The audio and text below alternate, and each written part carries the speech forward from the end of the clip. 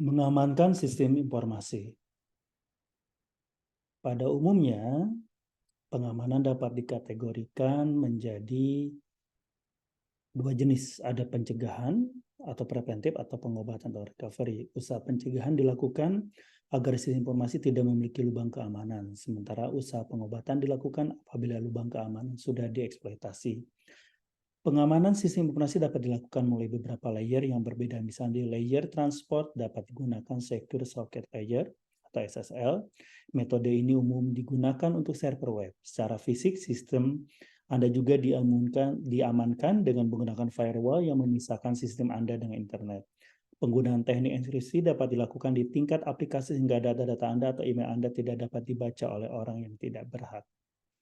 Mengatur akses atau akses kontrol. Di sistem Unix atau Windows NT, untuk menggunakan sebuah sistem atau komputer, pemakai diharuskan melalui proses authentication dengan menuliskan user ID dan password.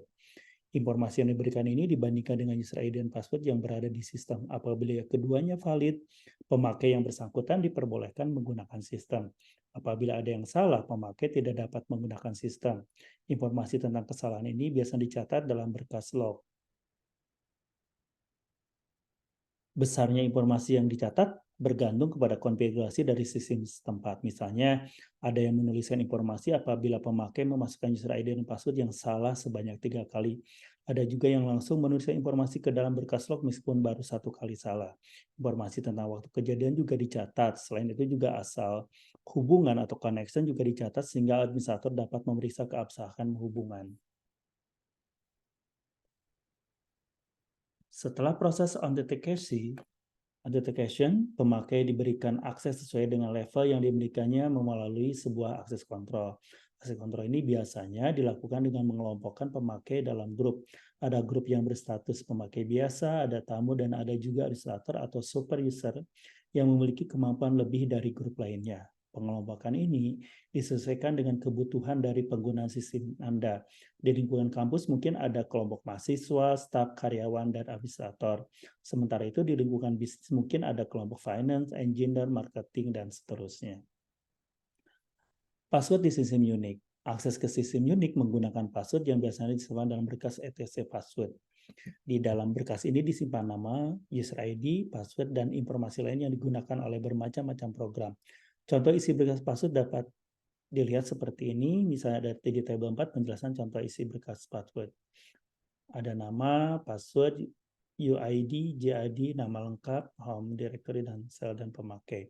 Pada sistem Unix lama biasanya berkas ET ini yaitu dapat dibaca oleh siapa saja, meskipun kolom password di dalam berkas itu berisi encrypted password yang sudah dienkripsi, akan tetapi ini merupakan potensi sumber lubang keamanan.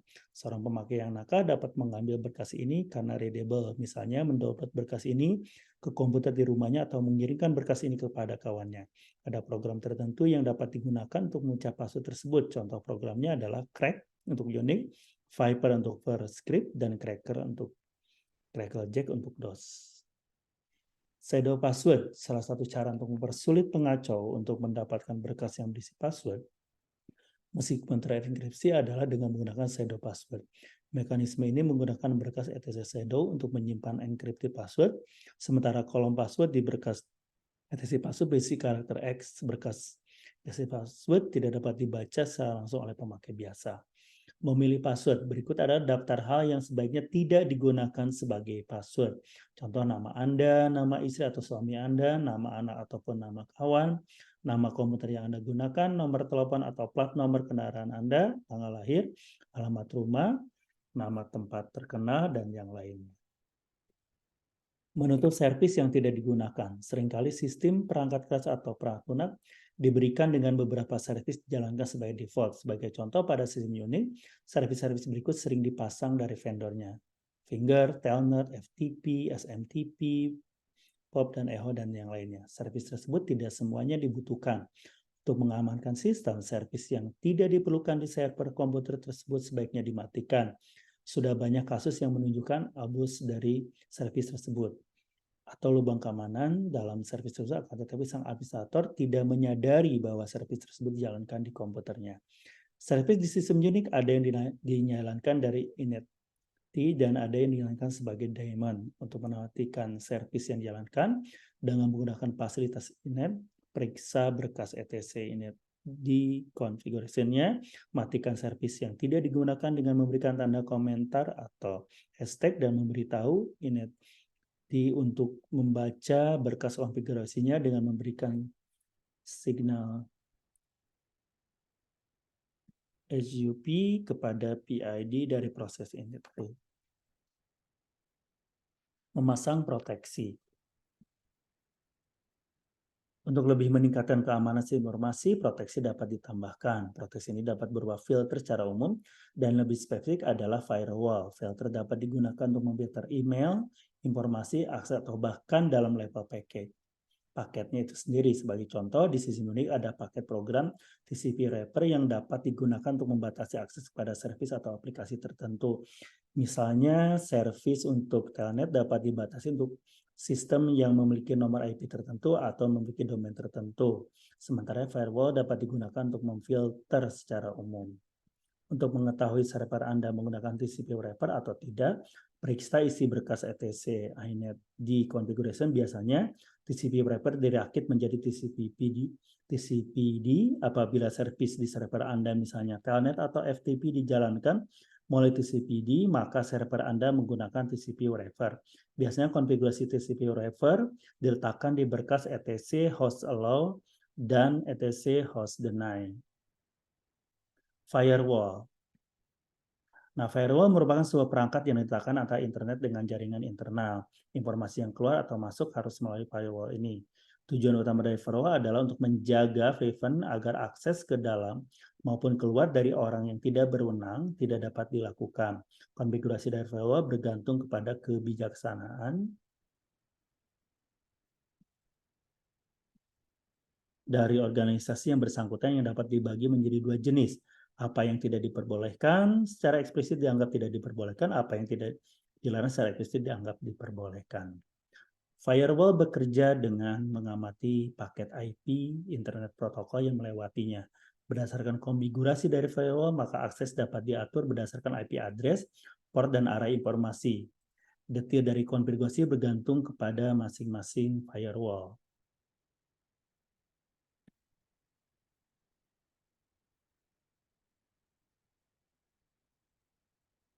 Firewall dapat berupa sebuah perangkat keras yang sudah dilengkapi dengan perangkat lunak tertentu, sehingga pemakai administrator tinggal melakukan konfigurasi dari firewall tersebut.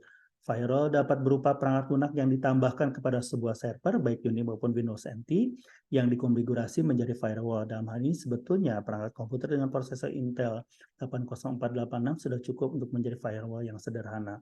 Firewall biasanya melakukan dua fungsi IP filtering dan fungsi proxy. Keduanya dapat dilakukan pada sebuah perangkat komputer atau device atau dilakukan secara terpisah. Beberapa perangkat lunak berbasis Unix yang dapat digunakan untuk melakukan IP filtering antara lain IVF WADM merupakan standar dari sistem Linux yang dapat diaktifkan pada level kernel. IPC chain versi baru dari Linux kernel paket filtering yang diharapkan dapat menggantikan fungsi IVF-WDM. Fungsi proxy dapat dilakukan oleh berbagai software tergantung kepada jenis proxy yang dibutuhkan, misalnya web proxy, AirLogin proxy, FTP proxy, dan seterusnya. Di sisi klien sering kali dibutuhkan software tertentu agar dapat menggunakan proxy server ini, seperti halnya dengan menggunakan SOC. Beberapa perangkat lunak berbasis Unix untuk proxy antara lain SOC proxy server oleh NNC Network System Lab, Skid Web Proxy Server. Informasi mengenai firewall secara lebih lengkap dapat dibaca pada referensi berikut. Itu di genetbooks.com.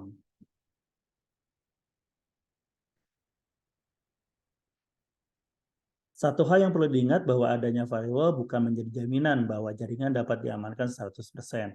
Firewall tersebut sendiri dapat memiliki masalah. Sebagai contoh, firewall Gauntlet yang dibuat oleh Network Associates Inc. mengalami masalah sehingga dapat melewatkan koneksi dari luar yang seharusnya tidak boleh lewat. Padahal Gauntlet didengungkan oleh NS sebagai the world most secure firewall. Inti yang ingin kami sampaikan adalah meskipun sudah menggunakan firewall, keamanan harus tetap dipantau.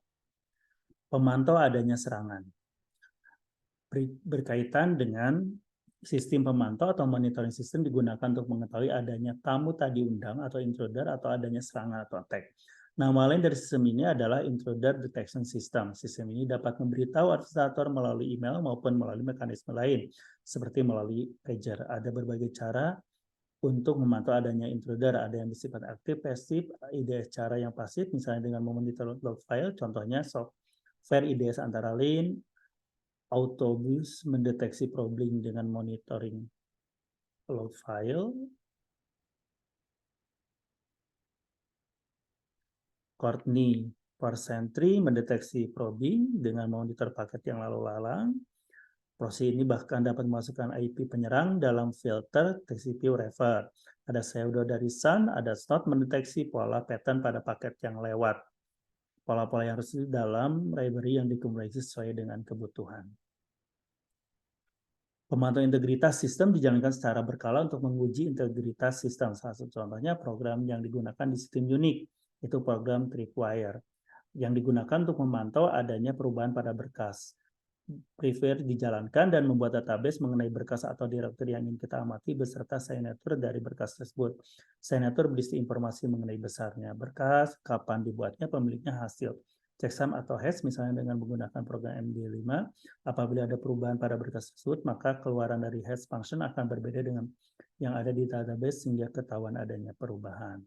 Audit mengamati berkas log, segala atau sebagian besar kegiatan pengguna sistem dapat dicatat dalam berkas yang biasanya disebut log file atau log. Berkas log ini sangat berguna untuk mengamati penyimpangan yang terjadi. Kegagalan untuk masuk ke sistem misalnya tersimpan di dalam berkas log. Untuk itu para administrator diwajibkan untuk rajin memelihara dan menganalisis berkas log yang dimilikinya. Letak dan isi dari berkas log bergantung kepada operating system yang digunakan. Di sistem berbasis Unix biasanya berkas ini berada di direktori var_adm atau var_log. Mengamati berkas log, bagaimana berisi berkas log ini, dan baris pertama ini menunjukkan bahwa untuk password yang ini telah diganti oleh root. Baris kedua menunjukkan bahwa pemakai user bernama Budi melakukan perintah atau substitute user dan menjadi user root atau super user. Nah, seperti ini. Nah, jadi contohnya merupakan sebagai ciri dari kegiatan menganalisis berkas log. Untuk sistem yang cukup ramai, misalnya sebuah perguruan tinggi dengan jumlah pemakai ribuan, analisis berkas log merupakan satu pekerjaan tersendiri. Untuk itu, harus ada tools yang membantu administrator untuk memproses dan menganalisis berkas log tersebut. Nah, jangan lupa juga adanya backup secara rutin, karena ada intruder yang masuk ke dalam sistem dan merusak sistem dengan menghapus berkas yang dapat ditemui. Jika intruder ini berhasil menjebol sistem dan masuk sebagai super user, maka ada kemungkinan dia dapat menghapus seluruh berkas. Untuk itu adanya backup yang dilakukan secara rutin merupakan sebuah hal yang esensial. Bayangkan apabila dihapus oleh tamu, maka berkas penelitian, tugas saya, dan lain-lain yang telah dikerjakan bertahun-tahun. Akhirnya perlu secara berkala dibuatkan backup yang tentunya letaknya berjauhan secara fisik. Ini untuk menghindari hilangnya data akibat bencana seperti kebakaran, banjir, dan yang lainnya. Penggunaan enkripsi untuk meningkatkan keamanan dengan data-data yang dikirimkan diubah sehingga tidak mudah dicatat.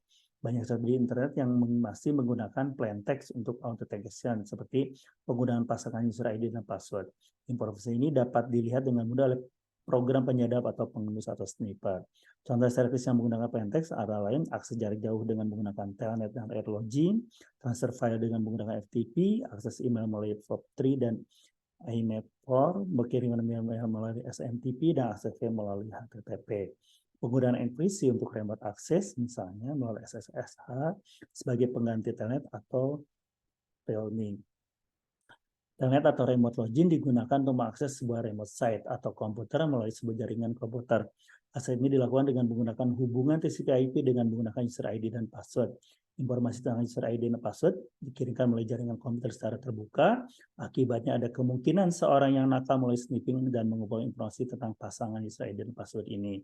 Untuk menghindari hal ini, enkripsi dapat digunakan untuk melindungi adanya sniffing. Paket yang dikirimkan di enkripsi dengan algoritma DES atau Blowis dengan menggunakan kunci session yang dipertukarkan VRSA atau DV-Hellman sehingga tidak dapat dibaca oleh orang yang tidak berhak. Salah satunya adalah pakai Secure Shell. Nah, ada beberapa implementasi SSH, ada yang untuk Unix, Windows, dan yang lain. Demikianlah penjelasannya. Terima kasih.